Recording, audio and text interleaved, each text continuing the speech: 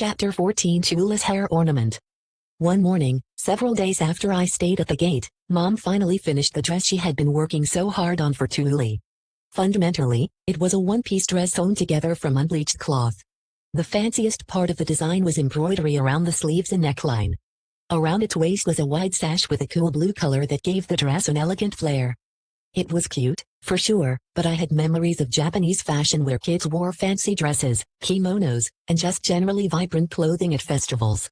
Tuuli's dress felt a little lacking in comparison. So, mine? Is it cute? Well, yes, but it'd be cuter if you added more frills and decoration. I kept my thoughts to myself, though, because Mom looked full of pride and Tuuli was happy. By this world's standards, the dress was surely more than good enough. Not to mention that this was a dress one wore when visiting a holy temple. Maybe a flashier dress would cause problems. I shouldn't talk about things I don't understand, and there's a lot about this world's fashion I don't understand. But there is something I think I can talk about. Her hair. Tuuli's hair had gotten a lot more glossy thanks to regular shampooing and care, but she always kept it up in a braid. If she planned on changing her hairstyle for the festival, a nice hair ornament would add a lot. But I needed to learn more about this stuff before I did anything. Mine was too young to have any memories of the baptism. It's cute, Tuuli. But what about your hair? Are you going to do anything special for the baptism? Well, I wasn't planning to. Tuuli. Come on. It's a special occasion, you gotta mix things up a little. I slumped my head reflexively, but I shook myself out of it and continued. Questioning her. A hair ornament could still work with her normal braid.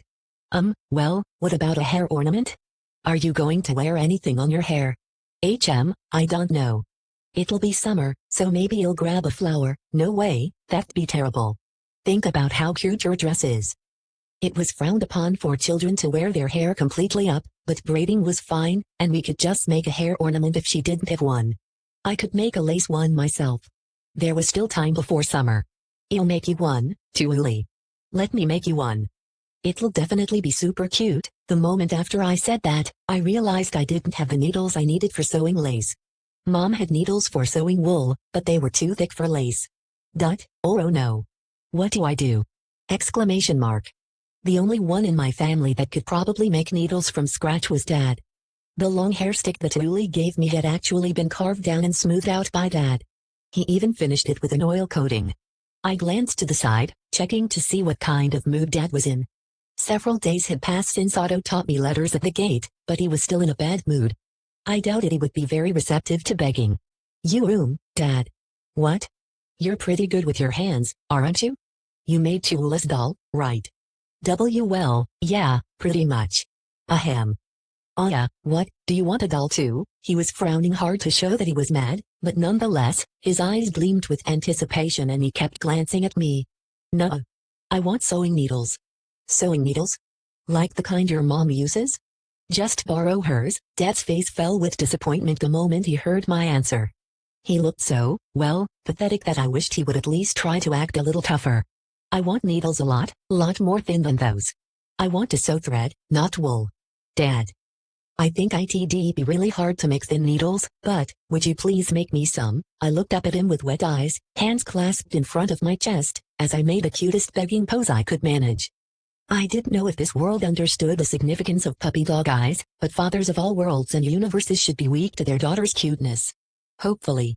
My cuteness must have done the trick, as Dad stroked his stubble and fell into thought. Is wood fine? Can you make them? They need to be really thin. I'll give it a shot. Tickling his pride probably helped, as he immediately took out a few knives and began carving a chunk of wood. He was used to carving with knives and worked fast. The bark of the thin branch was gone in no time, leaving just the hard inner wood. He then sliced off layer after layer of the wood while looking at Mom's thicker needles as a reference. Is this thin enough? Could you make it a little thinner? This much? That much? After carving the branches down to the proper thickness, he swapped out knives and began carving out the pointed tips. His work wasn't good enough to be that of a professional, but I for sure couldn't do it myself, so I was genuinely impressed. You're amazing, Dad. They already look like good needles. If you would just smooth them out so the thread doesn't catch on them, and give them an oil finish, they'll be perfect. Leave it to me. His pride as a father must have been restored by my praise, as Dad got to work smoothing out the thin needles with an exceptionally pleased expression. Mine, it looks like Dad's all cheered up now. I'm so glad, Tuuli beamed the innocent smile of an angel. I nodded in return, saying I'm glad too, while sweating on the inside. It's my fault he was upset in the first place, Since Dad was working hard on my needles, I started looking for thread so I could get to work as soon as they were ready. We had plenty of thread left over since Mom had prepared plenty for Tuuli's dress. The white thread and the unbleached thread that she had used to sew cloth would still be useful to her. But the colored thread she had used for the edges and the sash only had tiny snippets left over. They won't be that useful. Mom, can I have the rest of the colored thread? What do you want it for? Mom, surprised that I would want thread, gave me a puzzled look. I want to try some lace work. Tuuli needs a hair ornament. My Japanese mother hadn't just taught me how to make baskets, she had dipped her toes in all manner of arts and crafts, taking me along for the ride. I really wish she hadn't bothered, but she was set on getting me interested in something other than books and got me wrapped up in whatever the latest craze was. Basically, I had just as much experience with a million random things as she did. And one of those random things was lace work, which actually ended up relatively useful to me back then. I was confident that I could make a lace ornament if given the tools. My life as Urano was over, but my past experience kept proving useful in unexpected ways. That said, since Mom had no way of knowing about my past life, she was hesitant to give me thread. She definitely thought doing so would just be a waste of good thread, given how often I've wasted things in the past. She'll only need an ornament for the baptism, you know. Why waste thread on something so frivolous? A flower is more than good enough. Tuuli's already cute enough as is. If there's a way to make her cuter, it's wrong not to do it. Cuteness is justice. I clenched my fist to show my resolve, but Mom just sighed for some reason and turned her back to me, signaling that the conversation was over.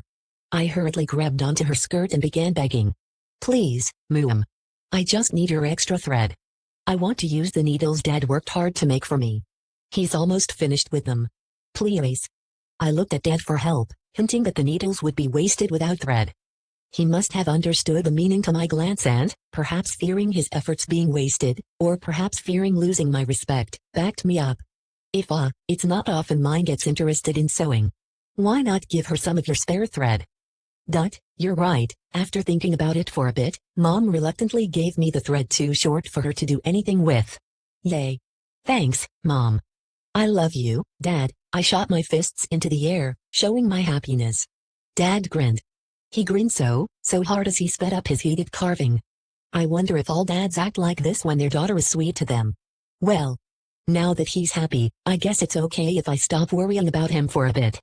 Dad gave me the needles, packed uncomfortably full with his fatherly love, so I went and started the lace work right away. First up was making a bunch of tiny flowers. Fiddle fiddle fiddle fiddle. Lace work required tightly weaving the strands just like my failed faux papyrus did, so I needed some firm determination to succeed. But since this time I was making tiny flowers, and it only took me 15 minutes to finish one.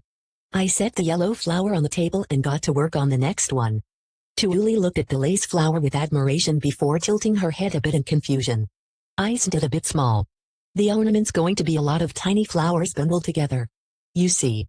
Making one big flower would be a problem if I got bored halfway through, right? Once again, I kept my thoughts to myself.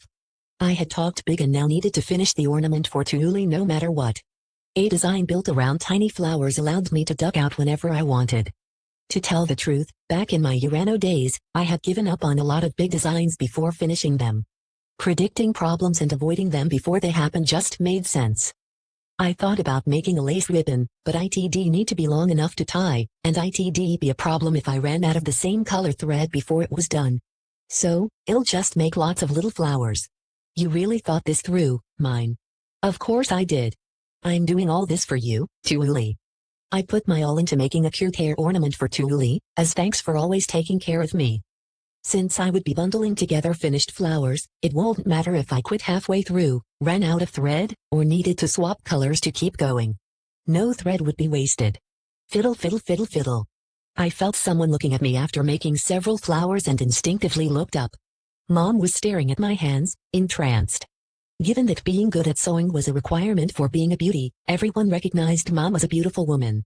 That probably led to her being interested in all sorts of sewing. She picked up the finished flowers and rolled them around in her hands. Dot, these don't seem too hard to make. You're so used to sewing wool and stuff, I think you'd be a lot better at making these than me if you learned how. Want to try? I handed Mom my needles and she got to work, looking at the small flowers. She would occasionally pause to fiddle with the flowers, and in no time she had finished one of her own. Wow! Just what I'd expect from a sewing beauty. She learned how to make them just by looking at them. Meanwhile, it took me forever to learn even when being taught step by step, since I just didn't care. That's really good, Mom. I'm more impressed that you knew how to make these in the first place, mine. I've made scarves and sweaters, but I never thought about making ornaments like this before. In this world where it took all one had just to stay alive, most people didn't have the leeway to worry about decorations. Nobody made hair ornaments like this, and Mom might not have ever seen any lace work in her whole life. I knew about this kind of thing since I had been raised in a world where attaching decorations to one's clothes was normal, but even small little lace flowers were weird in this world. So, mine. How will you put all of these little flowers onto her head? Mom couldn't imagine what the completed product would look like from the strewn about flowers, so I gave her as simple of an explanation as I could manage. Well, make a circle with these leftovers, and sew each flower onto them one by one. It'll look like a bouquet of flowers, right? Then just stick a pin through it, and wait, a pin. The blood drained from my face. I even let out a tiny shriek, which made Mom flinch with surprise. What's wrong, mine? Oh no. We don't have a pin. This is big trouble. I don't think this world has pins. At the very least, I've never seen them at home. This is a world without hair scrunchies. A world where everyone bundles their hair with tiny strings. What's going to happen to my precious ornament? Exclamation mark. Diet, explaining with words would be hard, so I took out my slate and sketched what I needed. I want a tiny hairpin kind of like mine, except one that has a flat end with a tiny hole in it. Can you make one? Heh, that'll be easier than your needles. Really? Exclamation mark. You're amazing, Dad. I've never respected anyone this much in my life. I got so emotional that I hugged Tuuli hard as Dad muttered to himself, heh. I beat you, Otto. Apparently he had been secretly competing with Otto. Dad enthusiastically made me a tiny hairpin, so I took it and sewed a mini bouquet onto it, much like one would sew on a button. Okay, done. Tuuli, put on your dress and sit here, please. Wearing her summer dress, Tuuli sat on the nearest seat to the furnace. I slid my own chair behind her and stood on top of it after removing my shoes. I then undid Tuuli's braid, combed her hair, and started braids on both sides. Tuuli's hair was fluffy and had a natural perm, so I stopped the braids halfway through to give her a more elegant look that would be sure to stun anyone who saw her. To finish things off, I stuck the ornament's pin into the crude string that was keeping the end of her braids together. The tiny white, blue, and yellow flowers looked great on her green hair. Yep, super cute. My goodness. You're adorable, Tuuli. You've got some good hands on you, mine. Maybe you've got a future working with your hands. Tuuli, smiling from her family's praise, turned every which way while touching her hair in the ornament. But eventually, she pouted a little. Mine, you put it on the back of my head. I can't see it at all. That's true, but what can you do? Well, I still want to know what it looks like. Our home had no mirrors, so I had no way of showing her what it looked like. I thought for a second about what I could do, and although it wasn't the best solution, Tuuli looked so frustrated that I undid her ornament and put it on myself, next to my own hairpin. It looks like this. What do you think? Wow, cute. You look amazing. Mom? Did I look like this too? Tuuli cried out with eager excitement after seeing what the ornament looked like on me. Mine braided your hair and colored the flowers to suit you, so you looked even cuter, Tuuli. Wow. Huh. Ahahaha. Thank you, everyone. I'm really happy. Tuuli broke into a ridiculously happy smile and blushed as she took the ornament off my hair. And so, Tuuli's special outfit was completed before spring. There was no doubting that she'd be the star of this summer's baptism. Also, Mom ended up addicted to lace work, and before I knew it the needles Dad made for me were in her sewing box.